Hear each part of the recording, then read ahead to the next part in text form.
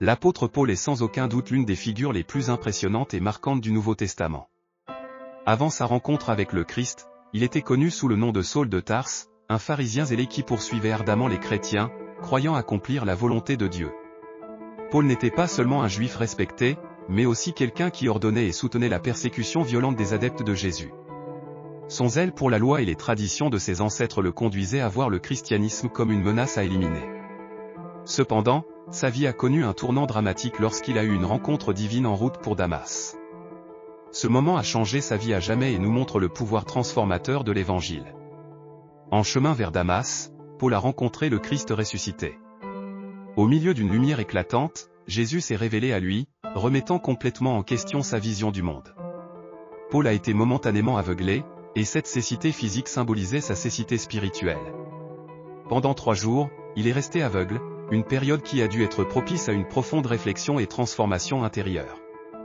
Ce n'est qu'après qu'Anania, un disciple à Damas, ait été envoyé par Dieu pour prier pour lui, que Paul a recouvré la vue.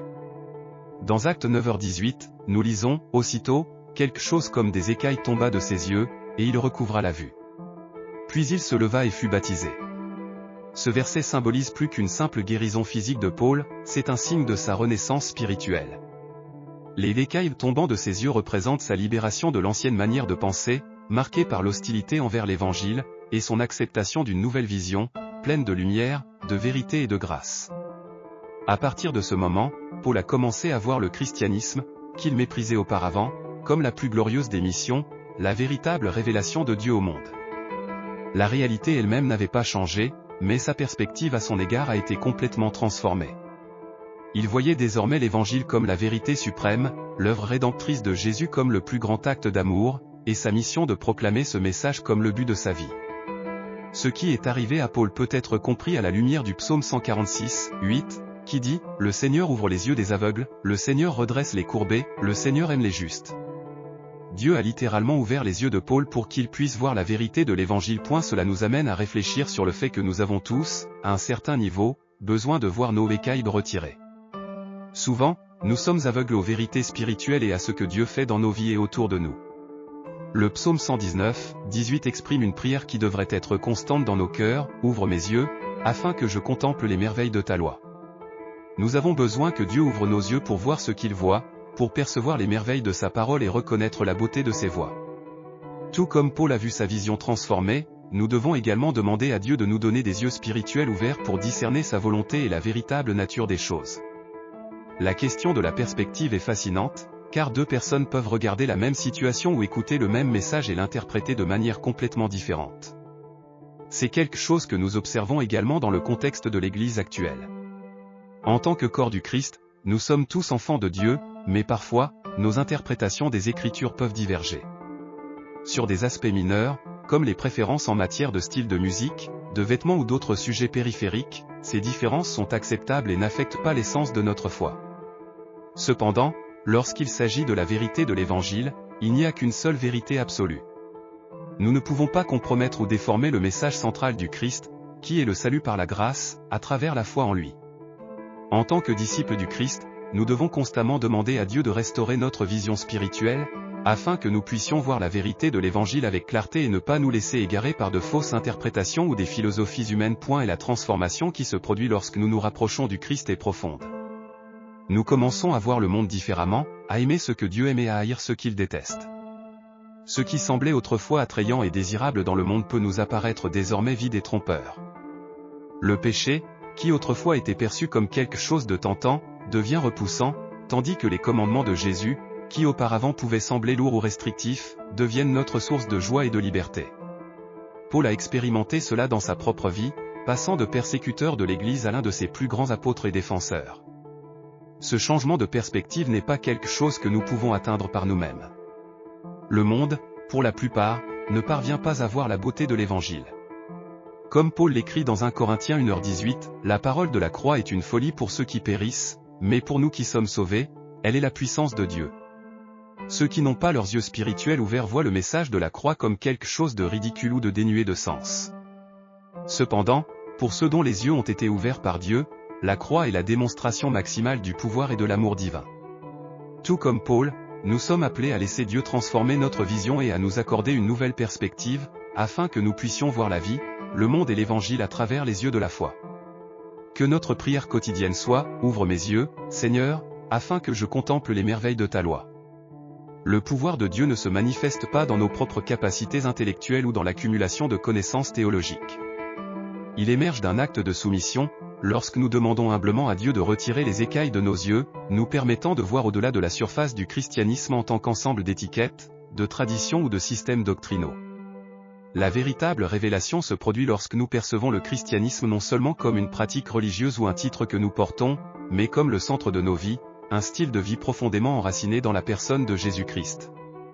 Cette transformation de vision nous amène à cesser de nous concentrer sur les divisions dénominationnelles et théologiques, et à prioriser l'urgence de l'Évangile, qui doit être proclamé à tous, sans délai.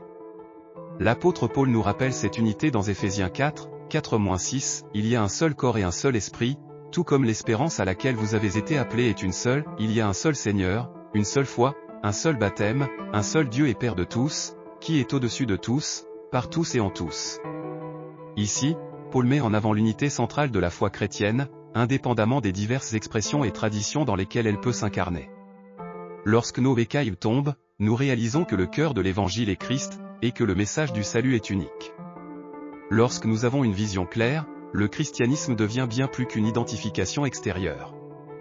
Il ne s'agit plus de porter un symbole comme une croix autour du cou ou un tatouage sur le bras.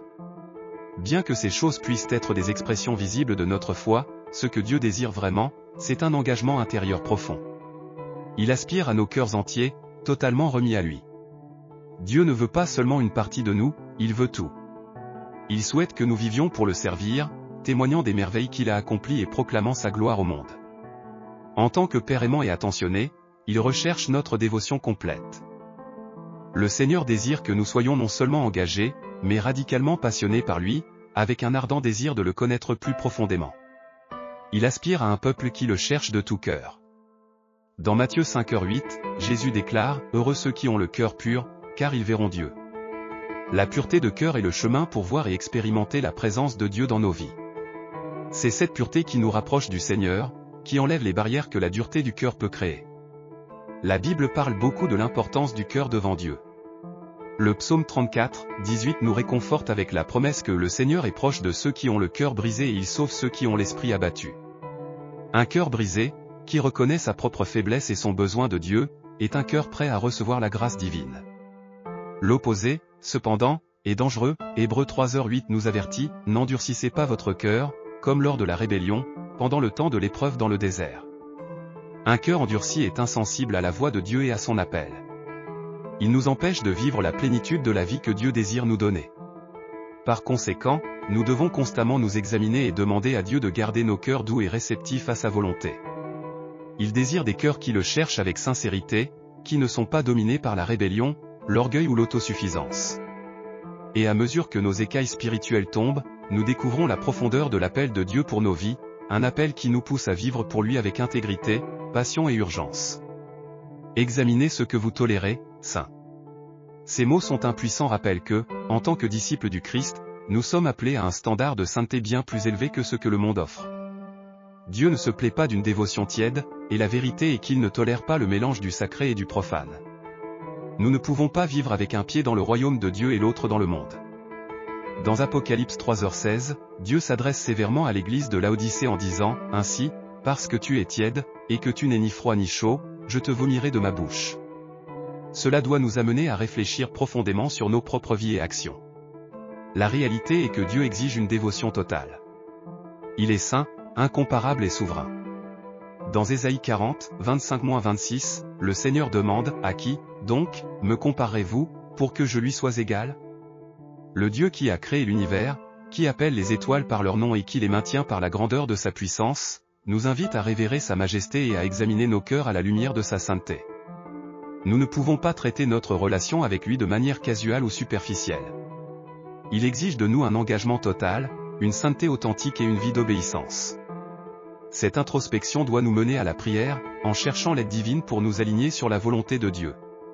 Une prière de gratitude et de supplication, qui reconnaît notre besoin continu de sa grâce et de son discernement. Saint-Père, merci d'ouvrir mes yeux et de me permettre de voir la beauté de ton évangile. J'étais aveugle, perdu, mais maintenant je vois, non par mes propres mérites, mais parce que toi, dans ta miséricorde infinie, as enlevé les écailles de mes yeux. Je te remercie pour ta bonté, pour m'avoir montré ce que je ne pouvais auparavant percevoir, et pour m'avoir donné l'intelligence de contempler la gloire de ton royaume. Seigneur, seul toi vois les réalités de ce monde telles qu'elles sont vraiment. Tu connais toutes choses, et ton jugement est parfait. Ouvre mes yeux, Seigneur, afin que je puisse discerner le bien du mal, le saint du profane. Pardonne-moi d'avoir dépensé de l'énergie dans des choses qui n'ont pas de valeur éternelle, de me distraire avec des débats insignifiants ou des préoccupations mondaines.